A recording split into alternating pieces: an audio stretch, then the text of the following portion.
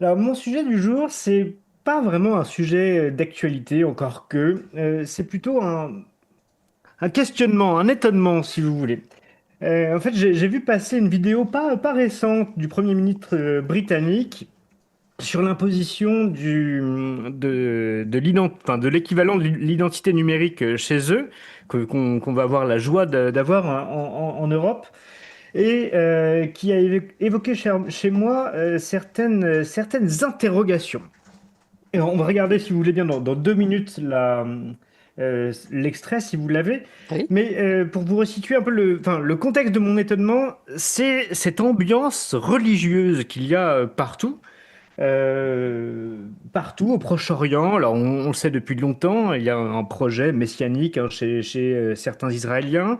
Mais je trouve qu'aux États-Unis, notamment, depuis notamment l'assassinat de Charlie Kirk, on voit beaucoup de choses qui ont une connotation religieuse très forte. Et on ne peut pas s'empêcher de lire certains événements à cette aune-là, qu'on soit croyant ou pas d'ailleurs, hein, c'est Mhm. pas le sujet de Oui, mon bien intervention. sûr.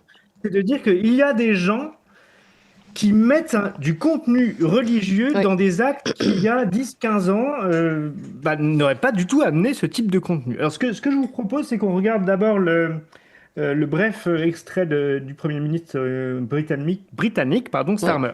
Oui. Alors, Our immigration system does need to be fair if we want to maintain that binding contract that our politics is built on. Otherwise, it undermines trust, undermines people's faith that we're on their side, and their belief that the state can and will work for them. And that is why today I am announcing this government will make a new free of charge digital ID mandatory for the right to work by the end of this Parliament. Let me spell that out. You will not be able to work in the United Kingdom if you do not have digital ID. It's as simple as that. Because decent, pragmatic, fair-minded people, they want us to tackle the issues that they see around them. And of course, the truth is, we won't solve our problems if we don't also take on the root causes. alors j'imagine que vous avez prévu une petite traduction. Oui, alors il commence de manière un peu presque sympathique, comme toujours, hein, vous savez, l'enfer est pavé de bonnes intentions.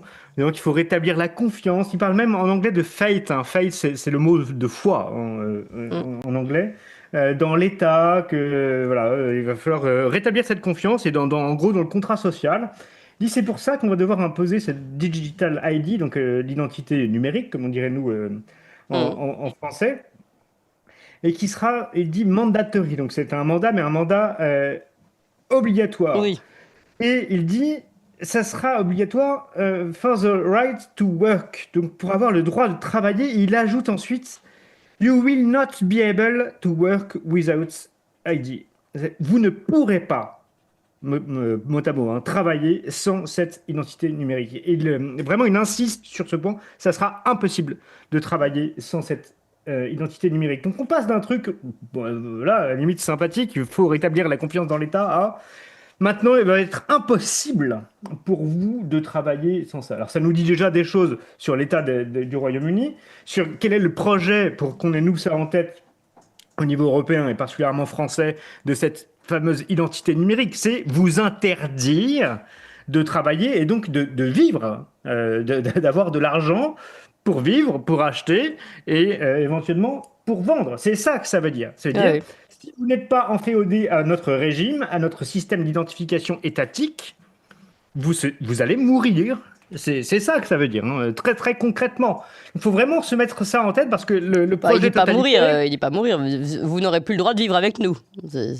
Ah bah oui, mais Clémence, vous faites comment pour vivre dans une société Oui, comme mais la c'est nôtre? juste un euphémisme. Il ne dit pas. Il n'utilise pas ce terme. Il dit pour Oui, avoir oui, le droit non, mais bah, pour avoir the c'est le but, right. Voilà, c'est il le le dit à un but, moment donné. c'est Oui. notre but ici que de dévoiler ce Oui, qu'il y oui, a oui. derrière les mots. Oui, oui, bien Très sûr. concrètement, c'est vous allez mourir. Vous n'allez rien pouvoir faire.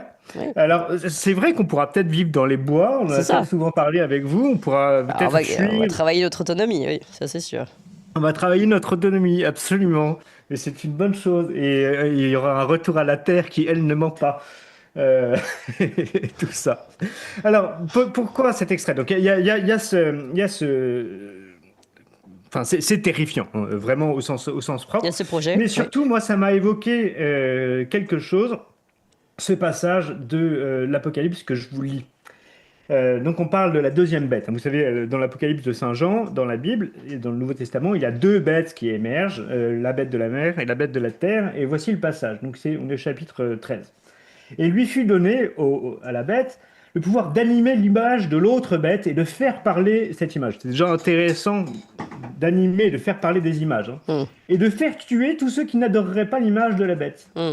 Elle fera encore que tous les hommes, petits et grands, riches et pauvres, libres et esclaves, reçoivent le caractère de la bête à la main droite ou au front, et que personne ne puisse ni acheter ni vendre que celui qui aura le caractère ou le nom de la bête ou le nombre de son nom. Ah oui, ça correspond bien là. Ni acheter ni Exactement. vendre ceux qui n'aiment pas l'image. Oui. Et à la fin, c'est le nombre, c'est un nombre d'hommes, et c'est le fameux nombre 666 qu'on connaît tous. Alors, encore une fois, je ne vous dis pas que nous sommes au temps, donc Apocalypse, vous vous rappelez, on a déjà parlé ensemble, ça veut dire révélation, dévoilement. Peut-être sommes-nous au temps de la révélation et du dévoilement. C'est pas mon sujet. Mon sujet, c'est que je n'imagine pas qu'un homme comme Starmer, le Premier ministre britannique, ne connaisse pas ce passage, n'ait pas cette référence-là quand il parle. En fait, quand il parle, quand il emploie ces mots, il vous sera impossible de travailler sans cette identité. Alors, de deux choses l'une, soit il n'a pas la référence, et ça veut dire que nous avons dorénavant des élites, entre guillemets, totalement incultes et qui n'ont même pas la base des références qu'on appelle communément judéo-chrétiennes, en l'occurrence parfaitement chrétiennes. Oui, enfin, vu qu'on est quand dans tout le monde ne connaît pas le texte de l'Apocalypse. Mais en revanche, tout le monde ne oui. connaît pas, mais si vous voulez, à un certain niveau de responsabilité, si on n'a pas les bases de la culture du pays qu'on dirige, c'est-à-dire le Nouveau Testament, c'est assez court, hein, le Nouveau Testament, et c'est quand même la base de toute la civilisation chrétienne, donc de l'Occident. Bon. Non, mais en tout cas, C'était dans tous les cas, ce qui est extrêmement grave. intéressant, c'est qu'il dit la même chose. Donc, dans tous les cas, Il dit la même chose. Donc, il s'accorde avec. Moi, je fais crédit à ces gens qu'ils savent ce qu'ils disent et dans quel contexte ils le disent. Et c'est un contexte général. J'ai écouté Toxin hier, une très bonne chaîne, Clémence, je vous conseille. Notamment ce que vous disiez sur l'affaire Epstein. Et on voit bien ce qui se passe. C'est que cette affaire, par exemple, pour ne prendre que celle-là, n'est pas qu'une affaire de... Enfin, c'est horrible à dire, mais c'est pas qu'une affaire de viol. C'est bien plus que ça. Et c'est même pas qu'une affaire comment dire, d'influence ou d'agence de secrète, collusion. etc. Ouais. C'est bien plus que ça. On voit bien que derrière, il y a le clonage, derrière, il y a la quête de la vie éternelle, que derrière, il y a... Ouais, il y a un projet. Le trafic d'organes, que derrière, il y a le cannibalisme. Qu'est-ce que ça veut dire, ça? Ça Que veut dire derrière, il y a les derrière, sacrifices. Ouais. il y a des sacrifices. Donc, il y a un culte derrière.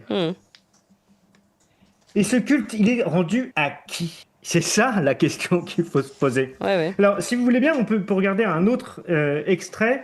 Alors, c'est très vieux, ça a presque 10 ans, jour pour jour, à quelques jours près. Ça doit dater d'il y a 10 ans. C'est les images que certains de vos auditeurs doivent connaître de l'inauguration. C'est quelques extraits rapides parce que la cérémonie dure presque 2 heures. C'est la cérémonie d'inauguration du tunnel du Saint-Gothard entre la France et la Suisse. C'était l'un des plus grands ouvrages d'art à l'époque qui fut construit.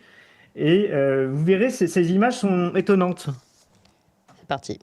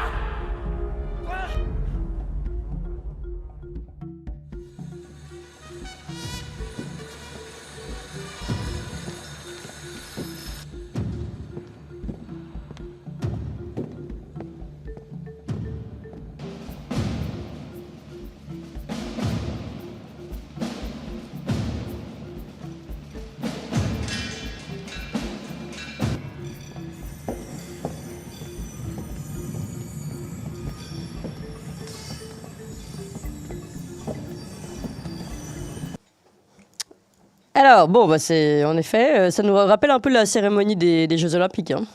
Oui, absolument. Et pour ceux que ça intéresse, allez voir aussi la cérémonie d'ouverture des JO de Londres à l'époque. Mais regardez aussi ce qui se fait beaucoup dans la mode, les défilés de mode. Oui, tout à C'est fait. très intéressant, Mm. l'évolution de la mode. Regardez ce qui s'est fait dans le monde artistique, notamment dans le milieu démocrate. En 2016, par exemple, la campagne Clinton-Trump. Toute l'affaire autour du Pizzagate, il y a beaucoup de choses encore qu'on trouve accessibles sur Internet qui sont très, très, très bizarres, sous prétexte d'art, sous prétexte de love. Enfin, vous voyez ces images Mm. inaugurent un ouvrage d'art. Je me suis trompé, c'est pas entre la France et la Suisse, c'est entre l'Italie et la Suisse. Mais qu'est-ce que ça vient? Oui. Quel est le rapport en fait? Et Comme je dirait l'autre, rappelle le il discours voit pas le d'Emmanuel Macron, rapport. la bête de l'événement arrive. Hein, donc, bon. Mais oui, non, Ouais, mais ouais. ce que je veux dire, c'est que euh, qu'on soit croyant ou pas, Oui. euh, ces gens, ces élites nous montrent des choses. Ils nous mettent sous les yeux des choses et Oui. pour le coup, il y a un dévoilement. Alors, moi, je vais vous donner mon sentiment personnel. Ils dévoilent leur programme parce que nous sommes au temps de leur dévoilement. C'est leur apocalypse. Je ne dis pas que c'est la fin des temps. Je ne dis pas que on va tous mourir. C'est pas ça le sujet. Mais c'est qu'il y a un projet. Il y a un projet qui réunit un certain nombre de personnes et qui sont en train depuis des années de montrer ces choses. Et vous le voyez même à Hollywood, dans l'univers de la musique, vous voyez ces gens se cacher un œil, vous voyez ces gens faire des signes avec les mains. Je ne vais pas les faire parce que je n'ai pas envie de les imiter. Mais ils montrent des choses, ils montrent des signes d'appartenance à des choses, à des cultes qui sont de moins en moins occultes, qui étaient cachés et qui se dévoilent. Voilà ce qui est en train de se passer sous nos yeux, et je ne peux pas croire que ça ne soit que des hasards, que des coïncidences, que de l'ignorance. Donc oui, on va me traiter de complotiste, encore une fois, c'est pas grave. Soit tout est hasard, et tout est ignorance, et ces gens sont stupides, et ce n'est que de l'imitation bête et méchante. Et comme par hasard, partout sur Terre, dans des grands événements mondiaux, les choses deviennent de plus en plus folles et les gens s'imitent. Mm. Soit il y a une connexion, Un projet. un projet et un culte commun. Alors, à qui est rendu ce culte? Ça, c'est la question à 10 000 euros. Mm. D'accord. Merci beaucoup, Alexandre Cunha-Japroval, avocat au barreau de Paris.